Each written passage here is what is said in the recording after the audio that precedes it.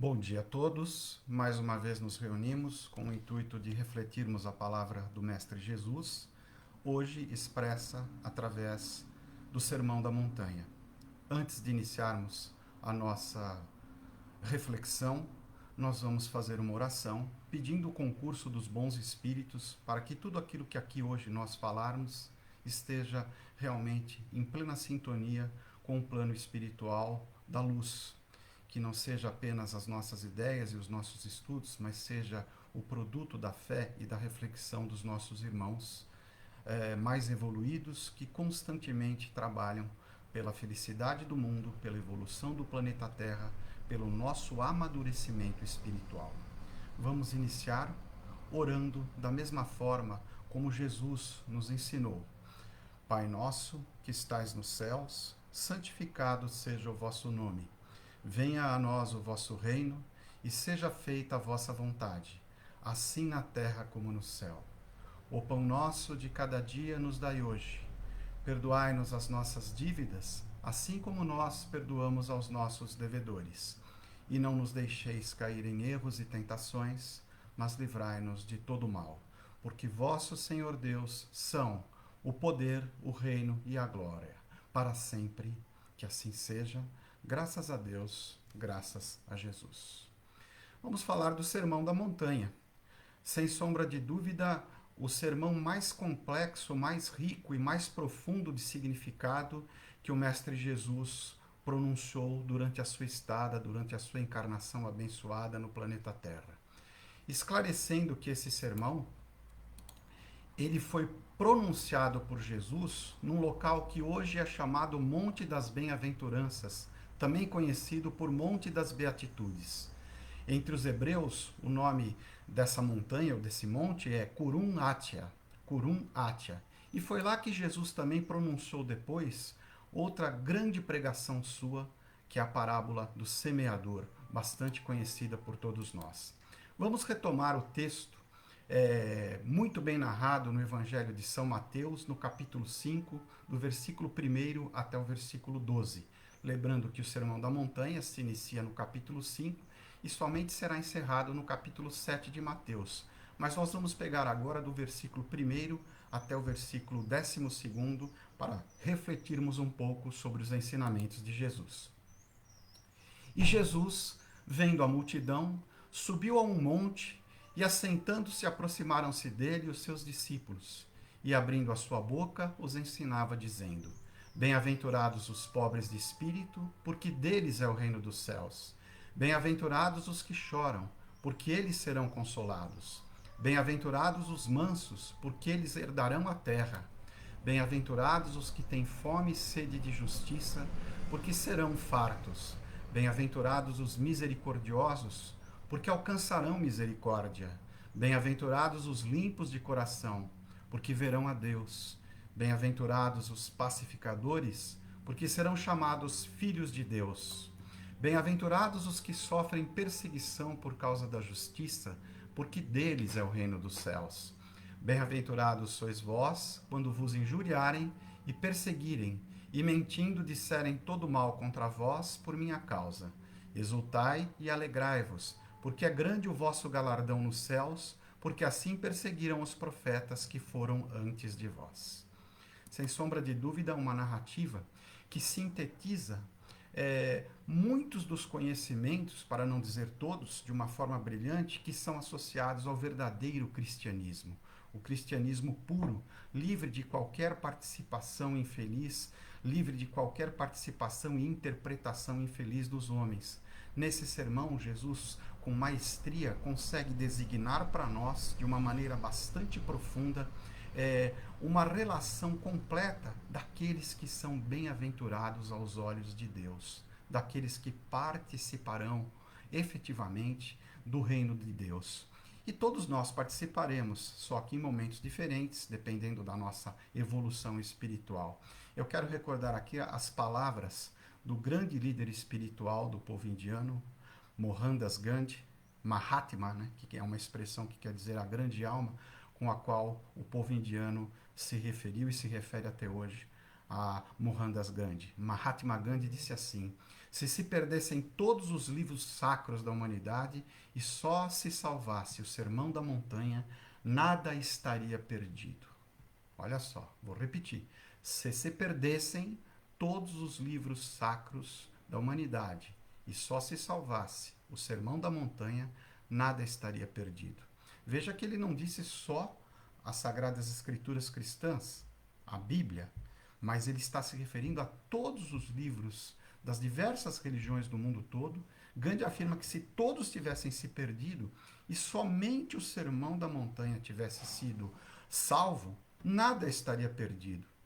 O grande líder espiritual, um dos grandes líderes espirituais do movimento espírita no Brasil, Eurípides Barçanufo, disse algo parecido. Ele falou que se toda a Bíblia tivesse sido perdida, se todas as sagradas escrituras do cristianismo, a Bíblia Sagrada tivesse se perdido e somente o Sermão da Montanha tivesse sido salvo, toda a mensagem de Jesus estaria preservada.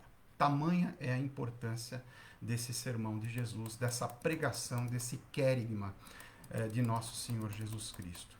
É preciso que a gente pegue aqui também a reflexão que se faz a fundo à luz do Espiritismo, do Sermão da Montanha. E note bem que nos capítulos 5, 7, 8, 9 e 10 do Evangelho segundo o Espiritismo, o Sermão da Montanha é muito bem esclarecido pela pleiade de espíritos de luz que auxiliaram Kardec na elaboração do Evangelho segundo o Espiritismo. E a esses capítulos que nós vamos recorrer agora para explicar com maior propriedade o significado do Sermão da Montanha. Pobre de espírito, né? Jesus começa falando, bem-aventurados os pobres de espírito. Mas quem são os pobres de espírito? O que é ser pobre de espírito? São as pessoas simples, humildes. Para elas está reservada a conquista do reino dos céus, que tem entre nós o sentido de reforma íntima. É muito importante a gente saber disso. Para o espírita, o reino dos céus é a alma, o coração do homem reformado, limpo de tudo aquilo que o afasta de Deus e da convivência fraterna com seus irmãos. E humilde também não é sinônimo de simplório. O que é ser humilde? Ser humilde é saber quem realmente nós somos e atribuirmos a nós o valor que realmente temos, as virtudes que possuímos e as deficiências que também possuímos. Então, humilde é aquele que tem consciência do que realmente é, nem mais nem menos. E ser humilde significa se colocar sempre numa postura de aprendizagem diante da convivência com os irmãos, diante da convivência com todos aqueles que partilham a caminhada conosco em cada uma das nossas abençoadas encarnações. Então isso é ser pobre de espírito. Os que sofrem calúnias, injúrias por causa de Jesus, da pregação com o seu reino, também têm o reino dos céus assegurado, né? E quem são essas pessoas? Aquelas que dedicaram suas vidas a pregarem, a anunciarem, a testemunharem com palavras, pensamentos e principalmente atitudes o reino de Deus. Essas pessoas também têm local assegurado, vamos dizer assim, têm presença assegurada, melhor dizendo, no reino de Deus. Inúmeras pessoas, nos primórdios do cristianismo, né, logo após o desencarne de Jesus, deram suas vidas para que o cristianismo fosse anunciado ao mundo todo. A gente tem uma lista enorme de mártires e de seguidores de Jesus que pagaram com a vida, né, a decisão, a opção de seguir fielmente a Jesus. Podemos citar Estevão, né, Santo Estevão, que teve uma vida brilhante de anúncio da palavra, São Paulo Apóstolo, que também antes de ser convertido era um perseguidor de cristãos, um judeu que tinha o status, a cidadania romana e que era um defensor das tradições judaicas do Velho Testamento. No encontro com Jesus, o encontro mediúnico no caminho para Damasco, Paulo se converte e testemunha o Cristo até o final, quando morre decapitado. Inúmeros outros deram suas vidas também, né? O próprio Emmanuel, né? Que passou grande parte dos seus conhecimentos espirituais através das mãos abençoadas de Francisco Cândido Xavier, também em uma de suas encarnações, como escravo Nestório, testemunhou oferecendo a própria vida, a sua fé em nosso Senhor Jesus Cristo. E é por isso que Jesus tem força tão grande entre nós e é sempre lembrado, apesar da gente não conseguir viver a plenitude de tudo que ele prega. Mas por que ele é tão lembrado? Porque muitos mártires, muitos cristãos verdadeiros dedicaram suas vidas e pagaram com a própria vida o preço pela escolha em seguir a Jesus. Citamos alguns, existem outros, né, que fizeram a mesma coisa e que dedicaram suas vidas sem necessariamente terem se tornado mártires, mas que deram um testemunho brilhante das verdades, né, espirituais contidas nos ensinamentos de Jesus. E a maior dessas verdades é o amor. O texto também do Sermão da Montanha fala que na terra existem pacificadores, bem-aventurados os pacificadores, porque serão chamados de filhos de Deus. Todos aqueles que tentam resolver os conflitos humanos pela violência fracassam. Fracassam, porque a violência só gera mais violência. E a verdadeira maneira de resolver as disputas, né, entre os homens, os problemas que existem na humanidade, na nossa civilização, é o caminho do amor, é o caminho da compreensão, é o caminho da paz. Tudo que foge à paz, aos movimentos pacíficos, não é legítimo e não provém de Deus. Jesus deu um grande exemplo disso no alto da cruz, para não dizer um grande exemplo, o maior de todos os exemplos, quando perdoou os seus algozes no momento triste e difícil da crucificação, do seu desencarne violento com a morte infamante de cruz. Ao dizer, Pai, perdoai-os, eles não sabem o que fazem. E aqueles que optam pelo caminho da violência também não sabem o que fazem. Com certeza, ou se o sabem, sabem mal, porque ainda não acordaram para a grande realidade de que a violência só gera mais violência. Por isso o texto evangélico é muito rico ao dizer que os pacificadores serão chamados filhos de Deus, porque Deus é amor, Deus é paz, Deus é perdão, e a violência nunca foi, não é e nunca será um caminho de Deus. A paz não pode ser estabelecida na terra pela violência. Este é o grande ensinamento que nós podemos observar quando Jesus diz sobre os pacificadores sendo chamados de filhos de Deus. E a maior das bem-aventuranças, obviamente, que é cumprir a vontade de Deus através da paz, do amor, da paciência, da concórdia, né? Até porque o profeta Ezequiel nos lembra, no capítulo 33 do seu livro, no Antigo Testamento das Sagradas Escrituras, diz assim Ezequiel: o Pai não quer a morte do ímpio, mas quer que ele se redima e viva, porque Pai não quer que nenhum de seus filhos se perca, e constantemente nos dá a oportunidade de nos redimirmos. A prova maior disso que falo são as inúmeras encarnações que o Pai nos concede para o nosso aprimoramento moral e espiritual. Portanto, Deus sempre está nos dando oportunidade de nos redimirmos e de alcançarmos a vida verdadeira, a vida plena em espírito. Bem-aventurados os limpos de coração, os puros de coração, também nos diz Jesus, porque eles verão a Deus. Olha, difícil, hein? Difícil alcançar esse estágio. Nos diz o grande estudioso espírita Cairbar Schutel, no seu livro Parábolas e Ensinos de Jesus, que são necessárias milhares de encarnações para que a gente alcance a pureza plena de coração. E vejam, né? Nem João Batista, que segundo Jesus é o maior espírito, o melhor espírito, o mais evoluído espírito que esteve entre nós, das pessoas que tiveram nascimento na carne, nem ele conseguiu essa graça de ver, de contemplar a Deus. Então, imaginem a distância que existe realmente entre nós hoje e nos tornarmos seres limpos, puros de coração, isentos de toda a maldade. Bem-aventurados também os misericordiosos, nos diz Jesus. Mas afinal, o que é misericórdia, né? Vamos estudar o termo na sua profundidade. Misericórdia é a junção de duas palavras de origem latina, de origem no idioma latim. Quais são essas palavras? Miseratio, que quer dizer compaixão, e cordis, que quer dizer coração. Assim podemos entender literalmente que misericórdia é um coração compadecido. E o que é compaixão? É se colocar no lugar do outro, principalmente daquele que sofre. Temos que exercitar a compaixão, porque é com compaixão que o Mestre nos observou o tempo inteiro. o mestre dos mestres, Jesus, exercitou e mostrou para nós qual é o caminho para a elevação espiritual através do exercício da misericórdia, que é se colocar no lugar dos outros e se compadecer do sofrimento dos nossos irmãos. Importante isso, né? A gente tem também associado à palavra misericórdia a palavra perdão, que a gente deve exercitar constantemente. Pedro indaga Jesus em uma das passagens mais lindas do Evangelho, perguntando se ele deveria perdoar os seus irmãos apenas 7 vezes ou até 7 vezes. Jesus responde com muita propriedade a Pedro, falando da vontade de Deus e dizendo, não até 7 vezes, Pedro, mas 70 vezes 7.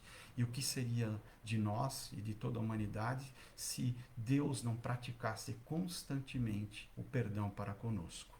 O perdão que implica também numa atitude de respeito, de retomada de uma vida, de força, de luta muito grande contra tudo aquilo que nos faz errar, nos faz sofrer e faz sofrer também aqueles com os quais convivemos. Misericórdia, a título de curiosidade apenas, era o nome dado a um punhal que os cavaleiros traziam no lado oposto à espada para que, quando derrotassem um adversário numa luta, se esse adversário não pedisse misericórdia e clemência, aquele punhal era utilizado para eliminar fisicamente o adversário, para matar o adversário. E esse punhal também, daí vem a expressão, a expressão conhecida por nós como golpe de misericórdia, devido ao fato desse punhal que os cavaleiros utilizavam se chamar também misericórdia. Daí a expressão golpe de misericórdia. Então, misericórdia divina, né? Que é a atribuição de Deus, a atribuição de perdoarmos, de nos compadecermos dos nossos irmãos, porque também ao perdoarmos, tomamos a consciência de que necessitamos constantemente do perdão de Deus. E essa misericórdia Jesus exerceu como ninguém em todos os momentos da sua vida, perdoando e levantando aqueles que estavam caídos e continuando a perdoar e a levantar todos os que caem ainda hoje, através dos inúmeros emissários de luz que ele coloca entre nós. Bem-aventurados os que choram, porque serão consolados. A dor e o sofrimento sem revolta redimem a gente, é verdade, mas prestem atenção, sem revolta. O livro dos Espíritos e toda a codificação não se cansam de nos lembrar constantemente que não adianta sofrer de qualquer jeito. É preciso que se sofra com a consciência de que esse sofrimento é o caminho para a nossa elevação espiritual. É por isso que o Espírito bem-aventurado, do servo bendito de Deus, que esteve entre nós durante muitos anos, pregando o Espiritismo, testemunhando o Espiritismo, Francisco Cândido Xavier, nos dizia nas suas preleções maravilhosas: você está sofrendo? Agradeça a Deus. Você está chorando? Agradeça, porque logo a sua libertação virá. Aqueles que sofrem de maneira resignada, sem se revoltarem, estão dando passos largos na caminhada para a elevação espiritual e moral e para o término do sofrimento, porque não há sofrimento que dure para sempre. O sofrimento termina, nos diz o Livro dos Espíritos, leiam lá com muita propriedade, quando nós aprendemos. O sofrimento é a ferramenta necessária ao nosso aprendizado. Podemos aprender sem sofrimento? Sim, podemos, mas raramente o fazemos. Raramente o fazemos. E o sofrimento decorre da nossa desobediência às leis de Deus. E principalmente, há uma só lei, porque há uma só lei. Todas as outras derivam dela. A única e verdadeira lei, que é o amor. Por isso que Agostinho, espírito bem-aventurado, que muito nos ajudou com as obras da codificação, Santo Agostinho, como queiram os nossos irmãos católicos, dizia: ama e faze o que quiseres. Porque quem ama não mata, quem ama não rouba, quem ama não levanta falso testemunho, quem ama não cobiça as coisas alheias, quem ama não adultera, quem ama realmente cumpre toda a lei de Deus. E todos os mandamentos estão resumidos no mandamento do amor. Então você que está chorando, você que está sofrendo, se alegre, porque a sua libertação está próxima, nos diz Chico Xavier. Estamos sofrendo, mas não estamos sofrendo em vão. O sofrimento não é à toa. Ele tem uma causa maior, que é a nossa elevação espiritual. Bem-aventurados os que têm fome e sede de justiça, porque serão fartos. Quem não tem fome e sede de justiça? Numa sociedade eivada por corrupção, numa sociedade marcada por processos enormes, gigantescos de corrupção institucionalizada e muitas vezes aceita, e até mesmo na tentativa de legalização dessa corrupção que muitas vezes nós vemos na nossa sociedade, não só no Brasil, mas em inúmeros países do mundo inteiro, passando por momentos fortes de transição política e econômica, marcados pela corrupção de muitos dos seus líderes. Então, muitas vezes a fome e a sede de justiça tomam conta do nosso coração. Que a gente tenha fome e sede de justiça, mas sem violência, pelos caminhos da luz, porque a justiça divina é perfeita, é imparcial. E aqueles que têm fome e sede de justiça serão saciados, porque nós estamos nesse mundo de passagem, e esse mundo é uma grande escola, e se aprendermos direito com os nossos sofrimentos, não precisaremos mais sofrer. E a fome e sede de justiça, elas terão encontrado eco no nosso coração e pleno consentimento de Deus para que sejamos todos nós fartos da fome e da sede de justiça pela qual estamos passando. Bem-aventurados os mansos, porque herdarão a terra. O que é mansidão, né? Uma reflexão importante. O que é ser bem-aventurado por ser manso? Aqueles que só aceitam as transformações verdadeiras pautadas no amor. Esses são os mansos. Aqueles que não aceitam a violência como método de modificação de qualquer coisa que seja, porque pela violência nunca chegaremos à felicidade. A violência, já disse, só gera mais violência, e a mansidão nos torna dóceis, como nosso Mestre Jesus nos ensinou a ser com todos aqueles com os quais convivemos. E o que é esse herdar a Terra? Nós vamos ser donos do planeta Terra. Muitas vezes assim dá a sensação para nós que Jesus fala nesse sentido, numa leitura superficial. A gente pode ter essa sensação. O que é herdar a Terra? Para nós espíritas, o esclarecimento é muito tranquilo. Muitos dos que aqui estão hoje não vão mais encarnar no planeta Terra, devido à sua natureza belicosa, violenta. A Terra será o local daqueles reencarnados que já aprenderam que o caminho das verdadeiras transformações é o caminho da paz, o caminho do amor, porque só esse caminho que realmente nos liberta.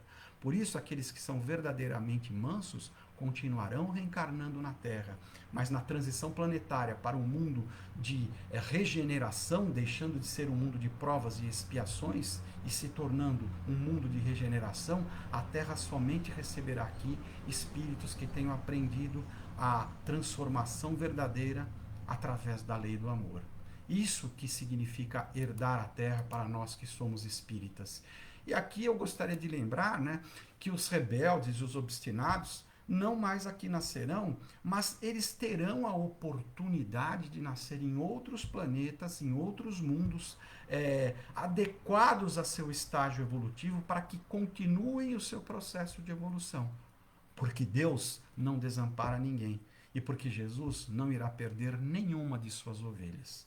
Aqueles que ainda insistirem nos métodos da violência reencarnarão em planetas mais primitivos. Aqueles que aprenderem a lei do amor e que exercitarem a transformação através do amor continuarão de toda forma entre nós, reencarnando aqui no planeta Terra para contribuírem com a evolução do planeta e com a evolução deles mesmos. É importante nós percebermos isso. Aqui uma frase que me vem agora à cabeça do grande escritor e poeta Rainer Maria Rilke. Uma das maiores personalidades do mundo literário em todos os tempos, escreveu vastíssima obra, entre elas me recordo agora das elegias de Duino e sonetos a Orfeu. Rilke tem uma frase que serve bem a nós que fazemos uma reflexão espírita nesta manhã iluminada de domingo. Mesmo que não o queiramos, Deus nos faz amadurecer. Olha que frase linda. Mesmo que não o queiramos, Deus nos faz amadurecer. Que nós amadureçamos através do amor, da luz, da caminhada na paz, do convívio fraterno e pacífico com os nossos irmãos, para que o espírito da mensagem das bem-aventuranças não esteja somente no nosso cérebro, mas faça morada no nosso coração. E aqui me lembro também de um outro trecho importantíssimo da grande literatura espírita, né? Especialmente dos livros de psicografados por Chico Xavier. Né? Em Momentos de Ouro, uma das mais belas obras de Chico Xavier, tem um texto chamado Na Garantia do Bem, de autoria de Emmanuel. Eu reproduzo apenas um pedacinho para que a gente possa fazer uma reflexão a respeito da questão do amor, da paz, das bem-aventuranças. Seja você o silêncio onde o tumulto ameace a perturbação. Seja você a palavra de bênção onde o ódio esteja lançando condenações. Seja você a paz no lugar em que a discórdia apareça. E, sobretudo, seja você a paciência em qualquer parte onde as nuvens da incompreensão prenunciem a tempestade do desequilíbrio. Olha que linda mensagem do nosso irmão espiritual, bem mais elevado do que nós, Emmanuel. Vamos retomar agora uma outra parte do Sermão da Montanha, porque ele é muito vasto. Na realidade, não é assunto para uma palestra apenas. Seria assunto para toda uma vida, para todo um curso de uma existência, para que refletíssemos à altura o significado profundo dessas palavras. Vamos continuar agora no Evangelho de São Mateus, no capítulo 5, do versículo 20 até o 48, quando Jesus nos faz uma grande lembrança. Porque vos digo, se a vossa justiça não exceder a dos escribas e fariseus, de modo nenhum entrareis no reino dos céus. E aí Jesus assume a postura que ele realmente tem de autoridade com A maiúsculo, que é muito diferente de autoritarismo. Jesus tem autoridade legítima sobre nós, porque a ele foi dada por Deus um espírito de elevadíssima condição, recebe de Deus autoridade para nos ensinar. E aí Jesus começa a fazer uma interpretação mais aprofundada da lei. Ele inicia essa parte do Sermão da Montanha dizendo assim: ouvistes o que foi dito aos antigos, não matarás, mas qualquer que matar será réu de juízo. Eu, porém, vos digo que qualquer que sem motivo se encolerizar contra o seu irmão será réu de juízo. E qualquer um que disser a seu irmão idiota ou imbecil será réu no sinédrio. E qualquer que lhe disser louco será réu do fogo do inferno. Olha que advertência. Quem era Jesus para falar na primeira pessoa? Simplesmente o espírito mais evoluído e que mais refletia Deus presente no meio de nós. Ele respeitava as tradições antigas, mas aprofundava os mandamentos, porque ele mesmo disse: eu não vim para revogar a lei e os profetas, mas eu vim para dar pleno cumprimento à lei e os profetas. E a compreensão que tínhamos do mandamento não matar era muito restrita, como é restrita também a nossa compreensão de todos os outros aspectos da lei de Deus. Ele inicia essa parte do Sermão da Montanha dizendo: não matarás. Porque nós achamos que matar é simplesmente tirar a vida do outro com uma faca, com um revólver ou com as próprias mãos. E não é só isso. Todas as vezes que nos irritamos, que alimentamos em nosso coração ódio, raiva, revolta contra nossos irmãos, estamos matando os nossos irmãos. Isto também é matar. E Jesus nos alerta.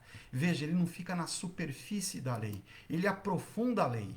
E chega ao ponto de dizer para a gente nem se aproximar do altar para fazer uma oferta se nós tivermos alguma coisa contra o nosso irmão dentro dos nossos corações.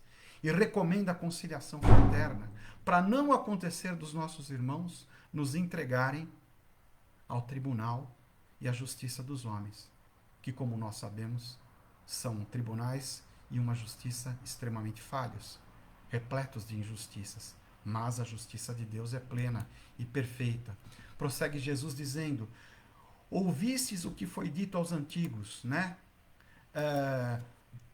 Não perjurarás, mas cumprirás os teus juramentos ao Senhor.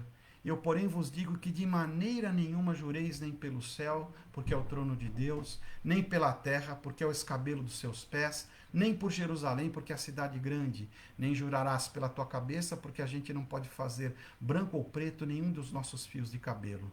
Seja o vosso falar sim, sim, ou não, não, porque o que passa disto é de procedência maligna. Olha o aprofundamento da lei, da gente não perjurar, não jurar. Nós sabemos o dia de amanhã, como a gente pode colocar a confiança em seres que, como nós mesmos sabemos, somos ainda repletos de falhas. Jurar também é um erro. Não cometerás adultério. A gente restringe a cometer adultério simplesmente ao ato de desrespeitar o nosso parceiro, mantendo relações ou parceira com outras pessoas. Mas adultério não é só isso. Todas as vezes que nós agimos com falsidade, com relação a qualquer aspecto da nossa vida ou da vida dos nossos irmãos, nós estamos também infringindo a lei do amor. Estamos adulterando, daí vem a palavra adulterar, alterar a constituição legítima dos fatos, das coisas com as quais nós convivemos. Isso é adulterar também, e não é só o ato de desrespeitar parceiro ou parceira com relações fora do relacionamento que a gente realmente tem. Né? E Jesus mais vai a fundo, porque adultério não comete só aquele que pratica o ato em si, mas todo aquele que olhar com cobiça para um companheiro ou companheira, desejando aquela pessoa de maneira ilícita, já cometeu adultério no coração. Eu, porém, vos digo que qualquer que atentar numa mulher para cobiçar, já em seu coração cometeu adultério, é o texto do Evangelho. E Jesus vai aprofundando a lei de uma forma muito radical. Ele diz assim: ouvistes o que foi dito, olho por olho e dente por dente. Eu, porém, vos digo, não resistais ao mal.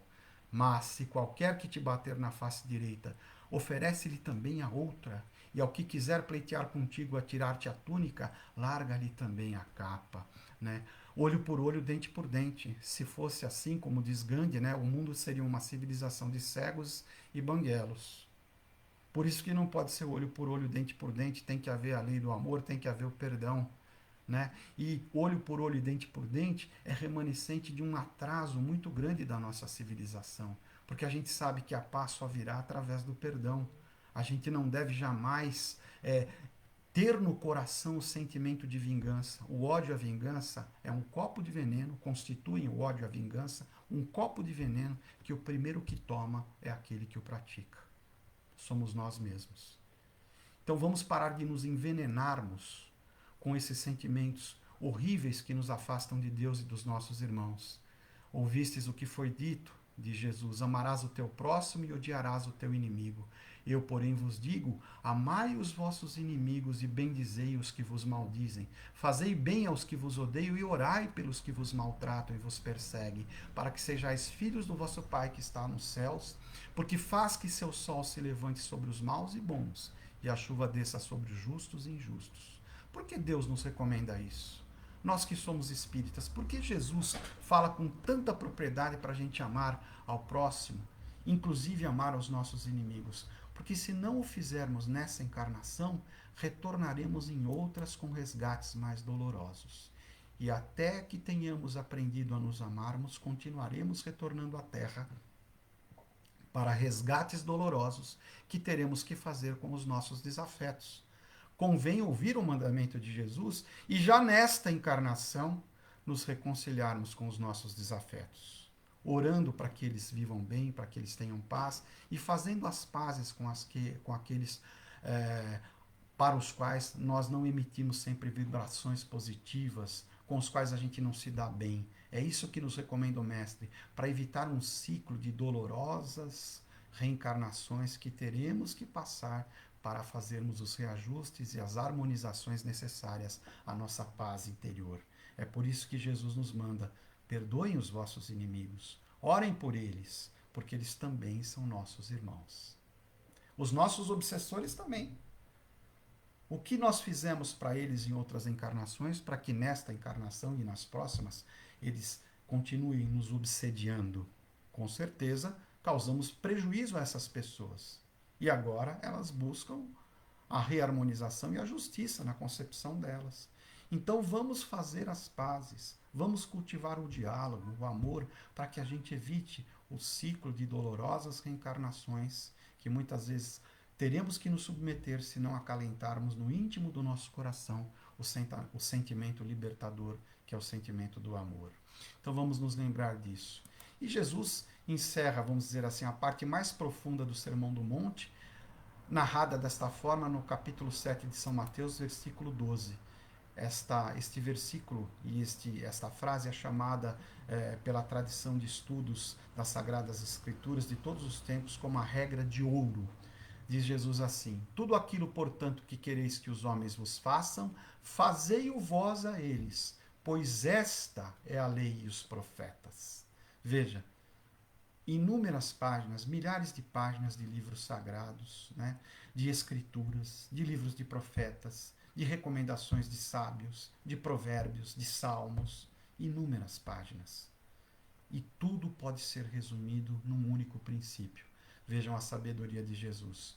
Tudo aquilo, portanto, que quereis que os homens vos façam, fazei-o vós a eles, pois esta é a lei e os profetas. Faça ao teu próximo o que você gostaria que fizessem para você. Essa é a regra de ouro. Essa é a regra que nos liberta. Essa é a regra que sintetiza toda a sabedoria de Jesus e das Escrituras e de uma forma simples que todos podem entender. Pratiquem o amor, vivam o amor. E note que antes de Jesus, muitos grandes sábios já haviam falado isso. Não é novidade isso que Jesus fala. Os gregos, 600 anos antes de Cristo, os pré-socráticos, filósofos, já diziam: não pratique você aquilo que condenas no teu semelhante. Os indianos, 1000 anos antes de Cristo, falavam a mesma coisa. Através da grande epopeia Mahabharata, que narra a história do povo indiano, né, a evolução espiritual do povo indiano. Na Mahabharata também é citada esta afirmação: não faça ao teu próximo aquilo que você não gostaria que fizessem para você. Né? Então, aí Jesus, com uma pedagogia muito sábia, tira o não e coloca a frase no sentido afirmativo. Quando ele diz, não é não faça, mas é faça, mas faça somente aquilo que você gostaria que fizesse a você. O maior de todos os pedagogos, de todos os professores de todos os tempos, Jesus, nos ensina, na forma afirmativa, a amarmos. Agostinho de Hipona, bispo da igreja e depois um dos maiores mentores espirituais do Evangelho segundo o Espiritismo, nos afirma com muita propriedade, eu repito, ama e faze o que quiseres, porque quem ama não pratica nada de ruim, nada de mal, e todos os mandamentos se encerram na lei do amor. E aí, né, um momento importante também é quando Jesus nos faz duas recomendações sábias. Nós que somos espíritas cristãos devemos ser sal e luz. Todos aqueles que professam a fé no Cristo, e não só os espíritas, devem ser sal e luz, porque o sal dá sabor e conserva os alimentos. E a luz ilumina o caminho de todos nós para que a gente prossiga com segurança a nossa caminhada rumo ao nosso progresso moral, espiritual, científico, político, econômico também. É muito importante dizer isso. Ser sal e luz é dever de todo cristão. Estamos sendo sal e luz no nosso centro espírita? Estamos sendo sal e luz na nossa família? Estamos sendo sal e luz no trabalho, nas nossas relações profissionais, no mundo em que vivemos? É uma responsabilidade muito grande, porque o sal precisa salgar e a luz precisa iluminar. Se o sal perder a sua capacidade de salgar e conservar, para que ele serve? Se a luz não for suficiente para evitar que a gente tropece e caia, que luz é essa? Então, ser sal e luz significa refletir para o nosso irmão de caminhada, para os nossos irmãos de caminhada, a mensagem de Jesus. Estamos conseguindo fazer isso? Lembro-me agora das sábias palavras de Chico Xavier nas suas preleções famosas debaixo de frondoso abacateiro em Uberaba, quando ele dizia: nós viemos a este mundo para aprendermos a amar, e a ele retornaremos quantas vezes forem necessárias. E amar realmente é ser sal e ser luz. Outra sábia recomendação de Jesus no Sermão da Montanha: não julgueis, porque com o mesmo critério que julgardes sereis julgados. O que nós esperamos de um juiz? Que ele tenha moral para julgar, que ele seja praticante da lei que ele promulga, da lei que ele defende, da lei da qual ele é o grande guardião. Para ser juiz, precisa ter coerência. E os juízes humanos, muitas vezes, são humanos e são repletos de falha. É por isso que a nossa lei e a nossa moral muitas vezes também são repletas de falhas, porque somos seres em construção e estamos evoluindo. Juiz verdadeiro é só Deus, porque somente Ele pode nos julgar. E aí vem um ensinamento sábio que Jesus dá, exemplificando o perdão e exemplificando também a necessidade de não julgarmos. Porque o nosso juízo é errado, é falho, é repleto de emoções negativas, de fatores que negligenciam a verdadeira justiça que tem em Deus. E o exemplo maior é da mulher adúltera. quando trazida a público pelos fariseus para testarem Jesus, né? Jesus encontra uma multidão de fariseus que queriam causar-lhe prejuízo, dano, colocá-lo numa situação difícil, e trazem a ele a mulher adúltera. E dizem, mestre, ela cometeu adultério, a lei manda que a gente a apedreje. E o Senhor, o que nos diz? Jesus falou, tá bom, a lei diz isso, né? Quem não tiver pecado, atire a primeira pedra. Se nós pudéssemos, cada vez que fôssemos julgar os nossos irmãos, em um relance de memória rápido, nos lembrarmos de todos os erros que nós já cometemos, ou dos maiores erros que nós já cometemos, nós com certeza, por questão de coerência, não julgaríamos. E aí no final deste momento de grande aprendizado para a história da humanidade, Jesus se abaixa e escreve com o dedo no chão, lembrando aqueles que ali estavam todos os seus erros, ao tentarem apedrejar a mulher. E diz as Escrituras que um por um, foram saindo um por um e deixaram apenas Jesus e a mulher. E aí o mestre dá uma grande lição de humildade. Se alguém poderia julgar a mulher, seria Jesus, porque ele tinha um grau de elevação espiritual profundo. Ele fala, ninguém te condenou? Eu também não te condeno. Vá e não tornes a pecar. Essa é a parte mais importante. Não devemos persistir no erro. Devemos nos redimir de cada erro. Não devemos insistir na atitude de pecar, mas devemos fazer bom uso da misericórdia que o Mestre Jesus e os seus emissários de luz têm para conosco quando erramos, e exercermos essa mesma misericórdia com os nossos irmãos. Quando a gente quer corrigir verdadeiramente o irmão, a gente não o expõe ao ridículo. A gente o ajuda no silêncio, nas conversas reservadas, com amor no coração, tentando tocar o coração desse irmão para que ele pare de errar. Porque não há ninguém que resista a um amor verdadeiro. Nem a pessoa que mais erra, nem Judas Iscariotes, que cometeu o gravíssimo delito de entregar Jesus aos seus algozes, deixou de receber o perdão. Logo após o seu desencarne, nos lembra Divaldo Franco, né? Esse Judas Iscariotes estava na região umbralina, sofrendo muito pela traição que havia praticado contra o seu amigo Jesus, quando, logo após o ato do desencarne, Jesus desce ao que os nossos irmãos católicos chamam de mansão dos mortos, ou inferno, que nós espíritas chamamos de umbral, e a primeira atitude dele é resgatar o seu amigo Judas Iscariotes, que reencarna como Joana d'Arc e se redime diante do mundo e diante de Deus, entregando o seu corpo às chamas, por amor à palavra de Deus, por amor a Jesus. Vejam que maravilha e como o perdão é importante.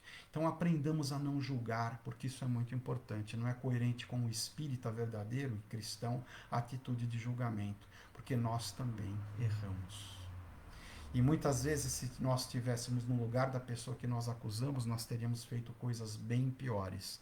Então não julgueis, porque com o mesmo critério que julgardes, sereis julgados. Nos lembra o Mestre Jesus. E aí no encerramento, né, desta grande homilia de Jesus, desse grande querigma, dessa grande pregação do Mestre, Jesus encerra o Sermão do Monte, lá no capítulo 7 de Mateus, do versículo 24 ao 29, assim dizendo, vou reproduzir as palavras por fidelidade ao texto. Assim, todo aquele que ouve essas minhas palavras e as põe em prática será comparado ao homem sensato, que construiu sua casa sobre a rocha. Caiu a chuva, vieram as enxurradas, sopraram os ventos e deram conta daquela casa, mas ela não caiu, porque estava alicerçada na rocha. Por outro lado, todo aquele que ouve essas minhas palavras, mas não as pratica, será comparado ao homem insensato, que construiu a sua casa sobre a areia. Caiu a chuva, vieram as enxurradas, sopraram os ventos e deram contra aquela casa, e ela desmoronou, e foi grande a sua ruína. Então, ouvir e praticar a palavra de Jesus é atitude urgente. Aconteceu, diz aqui o texto evangélico, que ao terminar essas palavras, as multidões ficaram extasiadas com o ensinamento de Jesus, porque Jesus as ensinava com autoridade e não como os escribas e fariseus daquela época.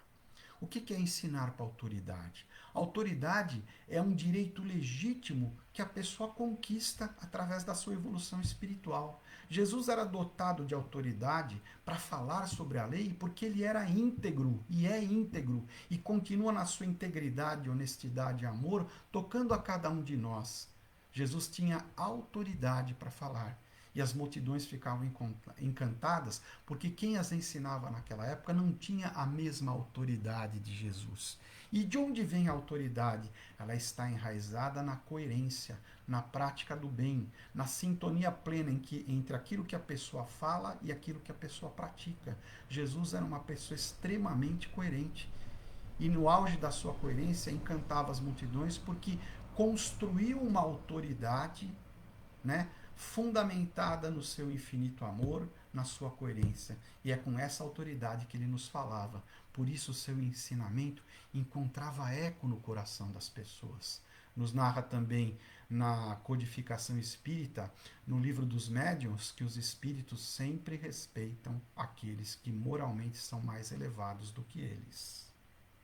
Então, é importante reconhecer que a autoridade vem da elevação moral e espiritual que os espíritos vão construindo lentamente ao longo das suas inúmeras encarnações.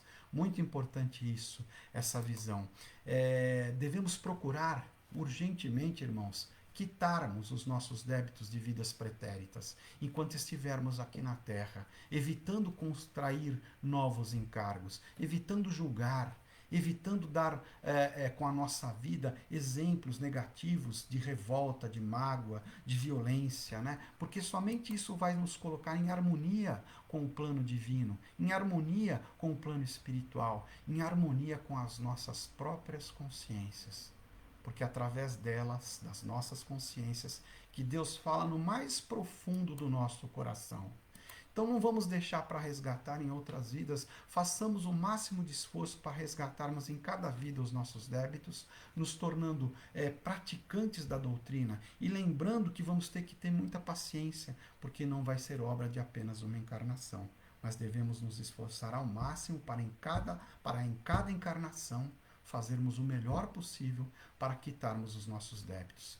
Eu gostaria de fazer uma reflexão final, lembrando aqui o bem-aventurado espírito de luz, Eurípides Barçanufo, um dos grandes mentores do espiritismo no Brasil e que com certeza pode nos dar uma grande contribuição. O que significa compreender a fundo o Sermão da Montanha? Significa compreender a fundo a lei do amor. Significa compreender a fundo que somos seres imperfeitos, em estágio ainda primitivo de evolução, mas que não nos falte a vontade sagrada de melhorarmos sempre. Isso significa entender bem as bem-aventuranças. Significa entendermos que somente encontraremos paz na observância plena dos mandamentos da lei de Deus, todos eles sintetizados no mandamento do amor. Isso significa entender as bem-aventuranças. Significa entender que a nossa justiça tem que ser maior do que a dos escribas e dos fariseus, que praticavam o olho por olho, a vingança, a violência. Precisamos deixar essas coisas de lado, porque no planeta de regeneração que a Terra está se tornando, não haverá espaço para espíritos que ainda continuem pensando dessa maneira. Espíritos que julgam, que erram, que se acham sempre melhores do que os outros, mas que na realidade estão muito afastados da mensagem genuína do Mestre dos Mestres, o Mestre Jesus, sintetizada no Sermão da Montanha. Eu vou tomar aqui um pequeno poema de Eurípides Barçanufo, que foi publicado em 1914, na cidade de Sacramento, no estado de Minas Gerais. Eurípides desencarnou em 1918. Ele tinha apenas 38 anos de idade e deixou uma vasta sementeira de amor que o faz respeitado até hoje no movimento espírita. Ele era médium, escritor, poeta, orador, professor e principalmente amigo de todos. O poema é intitulado Ser Espírita e diz assim: ser espírita é ser clemente, é ter a alma de crente sempre voltada para o bem, é ensinar ao que erra e entre os atrasos da terra não fazer mal a ninguém, é sempre ter por divisa tudo o que é nobre e suavizar o pranto, a dor, a aflição. E fazendo a caridade, evitar a orfandade, o abismo da perdição. Ser espírita em Deus é ter sempre crença profunda, sincera, imensa, consubstanciada na fé. É guardar bem na memória os bons conselhos e a glória de Jesus de Nazaré. É perdoar a injúria, é suavizar a penúria de quem já não tem um pão. É se tornar complacente para o inimigo insolente, tendo por lema o perdão. Que assim seja, graças a Deus, graças a Jesus, um domingo e uma semana abençoados para todos. Que o Pai Maior esteja conosco, nos acompanhando, e que o Sermão da Montanha passe pelo filtro da nossa cabeça, mas faça morada dentro do nosso coração. Um abraço carinhoso a todos e que Deus esteja sempre nos acompanhando nesta e nas próximas encarnações abençoadas, que com certeza virão.